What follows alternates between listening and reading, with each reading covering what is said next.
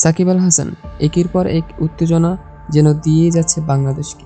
এই তো কিছুদিন আগে জুয়ার বিজ্ঞাপন দিয়ে পড়েন চরম সমালোচনায়।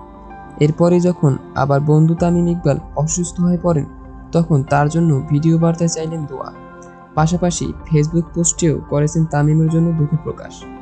পোস্টটিতে 1.4 মিলিয়ন রিয়েক্ট করে। বোঝাই যাচ্ছে দেশের মানুষ কতটা খুশি হয়েছে তার এই পোস্টের মাধ্যমে। এতে তার ইমেজ ফিরে আসতে শুরু করে, বাড়তে থাকে ফেসবুক পেজের ফলোয়ার সংখ্যা। কিন্তু সন্ধ্যার পরে শেখ মুজিবুর রহমানের ছবিযুক্ত একটি পোস্টের মাধ্যমে 26শে মার্চ স্বাধীনতা দিবসের শুভেচ্ছা জানায়, যা সোশ্যাল মিডিয়ায় চরম আলোচনা এবং সমালোচনার জন্ম দেয়।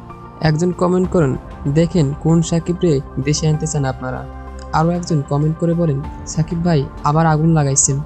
কমেন্টে আরও একজন বলেন, দেশে আসার পথটা বুঝিয়ে রাখলি না। আপনার কি মনে হয় সাকিব আল হাসান পোস্টটি দিয়ে কি ঠিক করেছেন নাকি ভুল?